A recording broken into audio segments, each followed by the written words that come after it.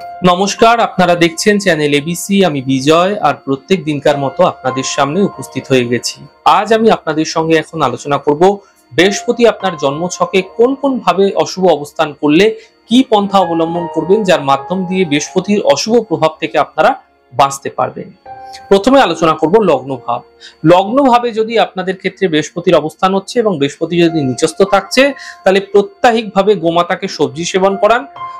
অস্পৃশ্যকে অর্থাৎ যে কোনো ধরনের মানুষকে আপনারা সাহায্য করুন। রূপোর আংটি এবং চেন একটি গলায় অবশ্যই ধারণ করুন। বৃহস্পতিবার কোনরূপ নেশা করা থেকে আপনারা দূরে থাকার চেষ্টা করুন। এতে বৃহস্পতির অশুভ প্রভাব যা আপনার লগ্নভাবে পড়ছিল, সেই অশুভ প্রভাব থেকে আপনারা বাঁচতে পারবেন। বৃহস্পতি যদি দ্বিতীয়ভাবে অবস্থান করছে এবং বৃহস্পতি অশুভ রয়েছে, পীড়িত রয়েছে, এমন ক্ষেত্রে আপনারা যে কোনো জায়গায় চ্যারিটি বা ডোনেশন করতে পারেন, তা আপনাদের জীবনে সৌভাগ্য নিয়ে আসবে। সাপের উদ্দেশ্যে কোনো নাগ মন্দিরে দুধ প্রদান করুন, মাঝে মাঝে করুন।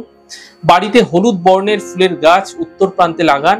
আপনাদের ক্ষেত্রে দ্বিতীয় ভাব অর্থাৎ অর্থনৈতিক ভাব থেকে আসা যে সমস্যা বৃহস্পতি আপনাকে প্রদান করছিল, সেই অশুভ প্রভাব থেকে আপনারা অবশ্যই বাঁচতে পারবেন।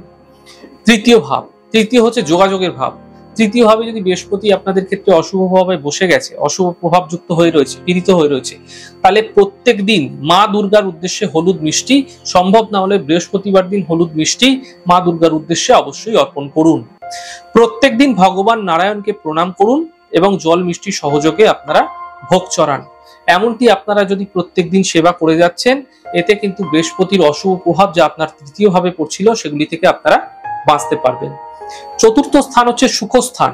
এখানে যদি বৃহস্পতি অবস্থান করছে এবং বৃহস্পতি এখানে অশুভ প্রভাব যুক্ত হয়ে রয়েছে, অশুভ হয়ে রয়েছে, পীড়িত হয়ে রয়েছে, এক্ষেত্রে সুখের হানি ঘটতে পারে। তাহলে আপনারা কি করবেন, আপনার গৃহের ভেতরে এবং আপনার গৃহের বাগান হতে পারে বা যেখানে আপনার উঠোন রয়েছে, সেখানে কিন্তু কখনোই মন্দির স্থাপন করবেন না। নিজে বড় যে ভাই রয়েছে এবং বোন রয়েছে বা দিদি রয়েছে, যেই থাকুক না কেন, তাদের সম্মান করুন সর্বদা। খালি গায়ে থাকবেন না, তাহলে কিন্তু আপনি কিন্তু বিভিন্ন ধরনের সমস্যা অর্থাৎ চতুর্থ ভাব অর্থাৎ সুখভাবের যে সমস্যা, সেগুলো কিন্তু ফেস করবেন। পঞ্চম স্থানে যদি অশুভ বৃহস্পতি আপনাদের ক্ষেত্রে অবস্থান করছে, পঞ্চম ভাব হচ্ছে মেধা ভাব, পঞ্চম হচ্ছে ক্রিয়েশনের ভাব, পঞ্চম হচ্ছে সন্তানের জায়গা, প্রেমজ জায়গা।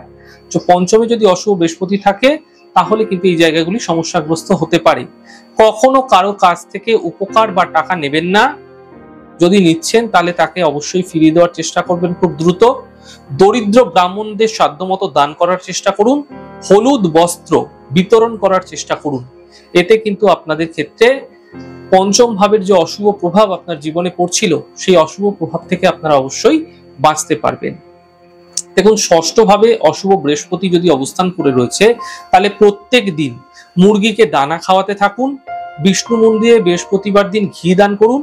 এমনটি যদি আপনারা প্রত্যেক দিন করে যাচ্ছেন, ষষ্ঠ ভাবে থাকা বৃহস্পতির অশুভ প্রভাবের কারণে রোগ ব্যাধি, ঋণ, শত্রু যেগুলো বৃদ্ধি পাচ্ছিল, সেগুলো কিন্তু ধীরে ধীরে কম হতে আপনারা দেখতে পাবেন। সপ্তম স্থানে অশুভ বৃহস্পতির ফলে আপনাদের বৈবাহিক জীবনে, দাম্পত্য জীবনে সমস্যা আসছে, ব্যবসা ক্ষেত্রে সমস্যা আসছে। এমন ক্ষেত্রে প্রতিদিন আপনারা শিবের পুজো করুন। বাড়িতে মূর্তি পুজো করবেন না। যদি মূর্তি পুজো একান্তই করতে হচ্ছে, তাহলে ছোট মাপের মূর্তি অবশ্যই পুজো করুন। চিত্র রাখতে পারেন যত বড় ইচ্ছা, কোনো বড় সমস্যা নেই। হলুদ কাপড় বা রুমাল সঙ্গে রাখার চেষ্টা করুন। যদি এমনটি আপনারা করছেন, সপ্তম ভাবের অশুভ প্রভাবের কারণে যে সমস্যাগুলি আপনারা ফেস করছিলেন, সেই সমস্যা থেকে আপনারা বাঁচতে পারবেন। অষ্টম ভাব, দেখুন অষ্টম ভাব হচ্ছে আমাদের বিপত্তির ভাব, বাধার ভাব, সমস্যার ভাব, ঝঞ্ঝাটের ভাব।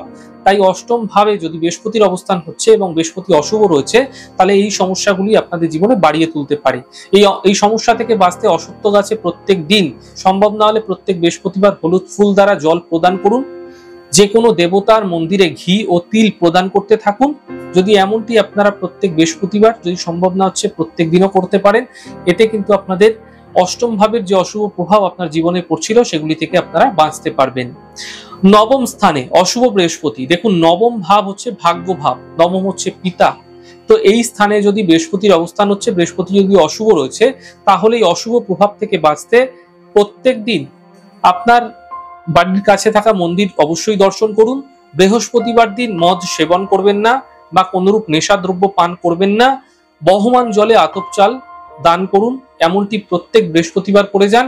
এতে কিন্তু আপনাদের নবম ভাব অর্থাৎ ভাগ্যভাবে থাকা বৃহস্পতির অশুভ প্রভাব থেকে আপনারা বাঁচতে পারবেন। আপনার ভাগ্যের যে বিপত্তি সেগুলো কিন্তু দূর হতে দেখা যাবে। দশম স্থানে যদি অশুভ বৃহস্পতির অবস্থান রয়েছে, তাহলে কর্ম সম্বন্ধীয় সমস্যা আসতে পারে, মান সম্মান হানি ঘটতে পারে আপনাদের ক্ষেত্রে। বিশেষ করে এই অশুভ প্রভাব থেকে বাঁচতে শুভ কাজ শুরু করার পূর্বে নিজের নখ সর্বদা পরিষ্কার রাখার চেষ্টা করুন। নিজের নখ চুল কেটে নেবেন। তামার বস্তু বহমান জলে প্রবাহ করুন যে কোনো বৃহস্পতিবার। ধর্মস্থানে বৃহস্পতিবার বাদাম দান করুন, এতে বিশেষ ফায়দা মিলবে। কেশরের তিলক কপালে লাগাতে থাকুন প্রত্যেক বৃহস্পতিবার। এর ফলে মান সম্মান হানি থেকে বাঁচবেন, কর্ম সম্বন্ধীয় সমস্যা থেকে আপনারা বাঁচতে পারবেন। একাদশ স্থানে যদি অশুভ বৃহস্পতির প্রভাব পড়ছে, অর্থাৎ একাদশ ভাবের ওপর বৃহস্পতি বসে রয়েছে কিন্তু বৃহস্পতি সেখানে অশুভ পীড়িত, এমন ক্ষেত্রে সবসময় সোনার একটি বস্তু অবশ্যই দেহের কোনো একটি অংশে অবশ্যই ধারণ করুন। উপরের অংশে ধারণ করবেন, তা আপনাদের ক্ষেত্রে ফায়দা দেবে। তামার বালা পরিধান করতে পারেন, তা ফায়দা দেবে। অসত্য বৃক্ষে প্রত্যাহিক ভাবে সম্ভব না হলে বৃহস্পতিবার জল প্রদান করুন। এতে একাদশ ভাব সাফল্য ভাবের যে অশুভ প্রভাব, অর্থাৎ আপনার প্রত্যেকটা কাজ একদম শেষ মুহূর্তে গিয়ে যেখানে আটকে যাচ্ছে, সেই কাজগুলির যে সুফল সেগুলি দেখতে পাবেন।